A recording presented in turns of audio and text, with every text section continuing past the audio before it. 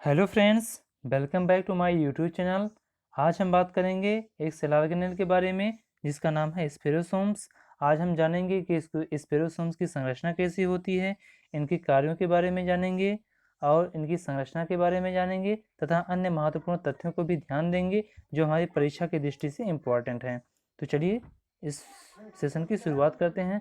इस सेशन की शुरुआत करने से पहले बता दें कि अगर आप इस चैनल पर नए हैं तो इसको सब्सक्राइब कर लें और बगल में दिख रहे बेल आइकन को भी प्रेस कर दें ताकि आने वाली वीडियोज की नोटिफिकेशन आप तक पहुंचती रहे। तो चलिए शुरू करते हैं इस सेशन की। आज का हमारा टॉपिक है स्पेरोसोम्स। यह सूक्ष्म गोलाकार आकृति के कोशिकांग होते हैं, यानी कि ये सूक्ष्म होते हैं और गोलाकार लगभग आकृति के होते हैं, गोलाकार आकृति के सेल ऑर्गेनेल होते हैं। आगे हम देखते हैं कि अगर हम इलेक्ट्रॉन माइक्रोस्कोप से अगर हम देखेंगे तो ये हमें कुछ इस तरीके का दिखाई देता है। कैसे दिखाई देता है? कुछ इस तरीके का दिखाई देता है। आइए इसके साइज के बारे में बात करते हैं। इसका आकार कैसा होता है? तो इनका आकार जो होता है वह 0.2 से 0.8 माइक्रोन होता है। ये तथ्य हमेशा हमें याद रखना है कि स्पेरोसोम की साइज कितनी होती है, वह 0.2 से 0.8 माइक्रोन होता है। आइए अब बात करते हैं इसके खोज के बारे में। तो इन्हें हर्स्टीन नामक वैज्ञानिक ने 1880 ईस्वी में यानी 1880 में पादप कोशिकाओं की गाढ़े पदार्थ की कुछ प्रत्यावर्ती रचना यानी रिफ्रैक्टिव बॉडीज के रूप में देखा था। और डेंजियार्ड नामक वैज्ञानिक ने 1919 ईस्वी में इन्हें स्पेरोसोम नाम दिया था। लेकिन कहीं कहीं कई पुस्तकों में पर्नर का भी नाम आता है कि स्पेरोसोम का खोज किसने किया था? पर्नर नामक वैज्ञानिक ने किया था। और विकिपीडिया जैसे प्लेटफॉर्म पे भी अगर आप पूछें कि स्पेरोसोम की खोज किसने की थी तो पर्नर का ही नाम आता है। लेकिन जो भी मैंने आपको बताया कि हर्स्टीन नामक वैज्ञानिक ने भी देखा था, तो वह डॉक्टर MP कौशिक की बुक में ऐसा बताया गया है। तो हमें दोनों तथ्य याद रखना है कि स्पेरोसोम की खोज किसने की थी, पर्नर ने भी की थी और हर्स्टीन का भी नाम आता है।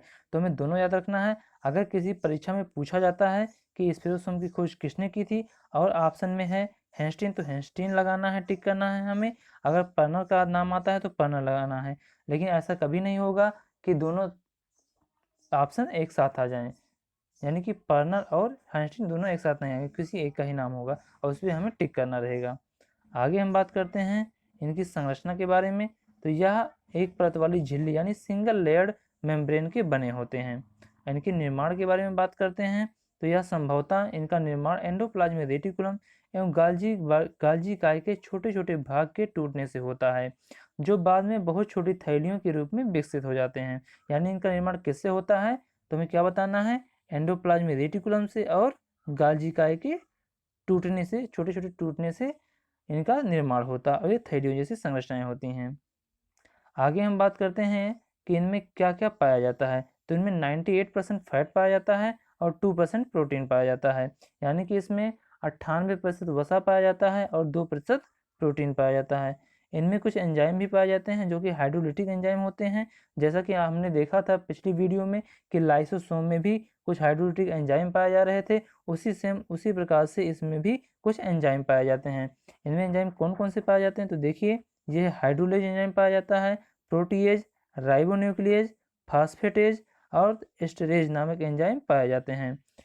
आगे हम देखते हैं एक महत्वपूर्ण तथ्य ये है कि यह केवल पादप कोशिकाओं यानी प्लांट सेल में ही पाए जाते हैं। या केवल किस में पाए जाते हैं? या केवल प्लांट सेल में पाए जाते हैं और जंतु कोशिका में पाए जाने वाले लाइसोसोम की तरह ही होते हैं। यानी कि स्फेरोसोम जो होता है, जैसे कि जंतु कोशिका में लाइसोसोम पाया जाता है, उसी प्रकार से प्लांट सेल में स्फेरोसोम पाया जाता है और इसीलिए इन्हें पादप का लाइसोसोम भी कहा जाता है। इन्हें क्या कहा जाता है? पादप का लाइसोसोम, यानी कि लाइसोसोम ऑफ द प्लांट भी कहा जाता है, ऐसी संज्ञा दी जाती है इसे। तो ये भी तथ्य हमें याद रखना है। आइए बात करते हैं इन्हें किन अन्य नामों से भी जाना जाता है। तो इन्हें ओलियोसोम्स के नाम से भी जाना जाता है, क्योंकि इनमें एक ओलियोसिन नामक प्रोटीन पाई जाती है जो कि एक स्टेबलाइजिंग प्रोटीन होती है। इसी के नाम पे इसका नाम पड़ा है ओलियोसोम्स। अब आगे देखते हैं हम इसके कार्यों के बारे में। तो what is the function of spherosomes? Spherosomes के क्या कार्य होते हैं? आइए हम देखते हैं इनका कार्य होता है। इनका सबसे मुख्य कार्य जो होता है वह वसा पदार्थों को एकत्रित करना, स्थानांतरण करना तथा संश्लेषण करना होता है। यहाँ पर जहाँ हमने वसा का प्रयोग किया, यहाँ पर हम लिपिड का भी प्रयोग कर सकते हैं कि यह लिपिड पदार्थों को एकत्रित करता है, स्थानांतरण करता है तथा इनका संश्लेषण यानी सिंथेसिस करता है। आगे हम इसको फिगर्स के माध्यम से भी समझेंगे कि स्पेरोसोम्स इनकी लोकेशन क्या होती है प्लांट सेल। जो आपको दिखाई दे रहा है ये पूरा है प्लांट सेल है एक, इसमें पाया जा रहा है स्पेरोसोम। ये जो गोल जैसी संरचनाएं पाई जाती हैं झिल्ली जैसी, ये हैं स्पेरोसोम्स। आपको बता दें कि ये जो है ये केंद्रक है और ये एंडोप्लाज्मिक रेटिकुलम है, ये गाल्जी बॉडी है। तो अभी मैंने आपको जैसा कि बताया कि एंडोप्लाज्मिक रेटिकुलम और गाल्जी बॉडी से ही टूटकर स्पेरोसोम्स का निर्माण होता है। तो आज की वीडियो में बस इतना ही। आगे हम फिर मिलेंगे कुछ नए सेल ऑर्गेनेल्स को लेकर। पढ़ते रहिए, पढ़ेगा इंडिया तभी बढ़ेगा इंडिया। अगर यह वीडियो पसंद आए तो इसको लाइक कीजिए और ज़्यादा से ज़्यादा शेयर कीजिए ताकि अन्य लोगों को भी इसका लाभ मिल सके। धन्यवाद।